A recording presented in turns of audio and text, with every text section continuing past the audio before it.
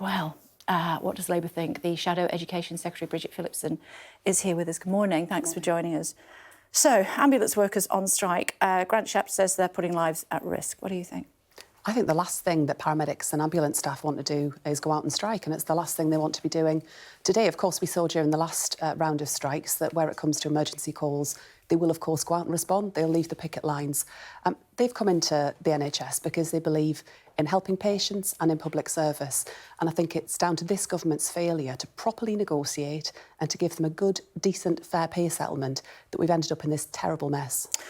Labour also being accused of putting lives at risk by moving to block new strike laws.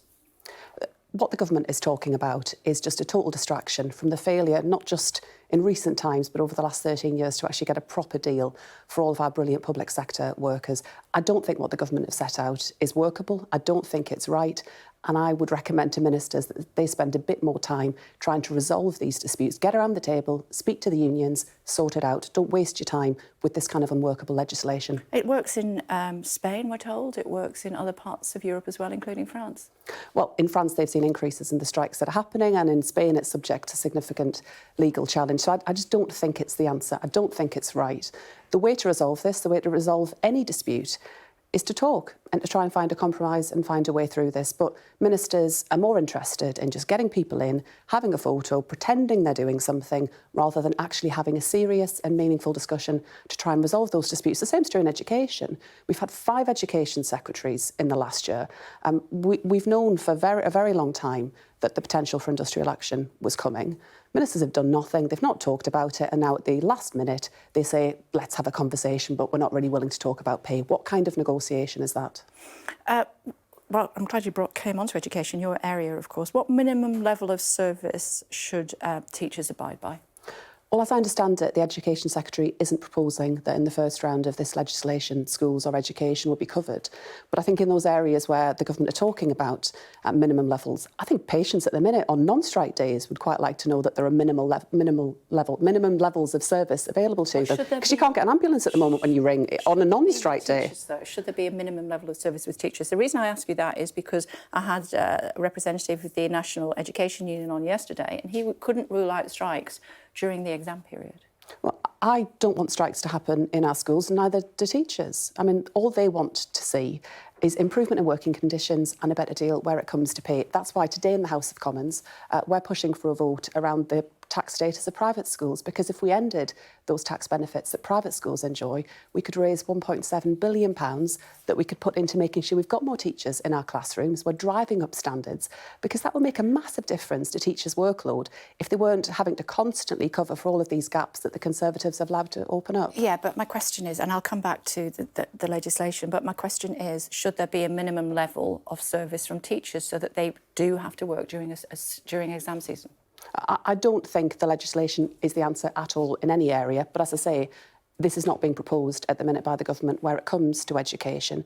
But in those areas where it is being proposed, I'd quite like ministers to deliver minimum standards, a minimum standard that when you ring an ambulance, you're guaranteed to get one within a good period on a non-strike day, a minimum standard where it comes to access to general practice, a minimum standard where it comes to A&E, so you don't wait for hours on end in a trolley if you get seen at all. That's the failure of ministers. So rather than seeking distractions around pointless legislation, they should focus on their own jobs. Let's go back to your legislation that you want to a binding vote in the House of Commons on ending tax breaks enjoyed by private schools. Rishi Sunak, the Prime Minister, has said, he accused actually Keir Starmer of attacking the hard-working aspiration of millions of people in this country. The attack actually is Rishi Sunak's attack on the aspiration of the vast majority of parents in this country who send their children to state schools. The vast majority of parents do that, and to suggest that somehow that they don't have high aspirations for their children, I think is deeply insulting. In terms of the money that would be raised from this policy, £1.7 billion a year. That goes straight into schools? It would go directly into our schools in delivering 6,500 new teachers, better mental health support in our schools, and careers guidance and work experience for young people, and also support for new heads coming through. Because what I hear a lot from current head teachers is that they're worried about where the next generation of head teachers is coming from, and we would make sure that we're driving up standards, but you've got to have brilliant teachers and brilliant head teachers in our schools to make that happen. Talk to me about Westminster accounts. I know that you've been monitoring it along with many of your colleagues. A company called MPM Connect, we've been talking about them a lot. They were found by Westminster accounts to be the third biggest donor to MPs since the last general election. They've given a total of £345,000 to Yvette Cooper, Dan Jarvis and also Wes Streeting, all Labour MPs. Momentum have described that as dark money. What do you say? I don't know the details of the company. All I can say is, speaking for myself, all of the donations that I've received have been checked and are consistent with the rules, and checks have been made on the donors, and I haven't personally received any money directly to me. OK, but I'm sure that you did see the report from our own Sam Coates, who's been working incredibly hard on this, and he went to the offices of MPM Connect.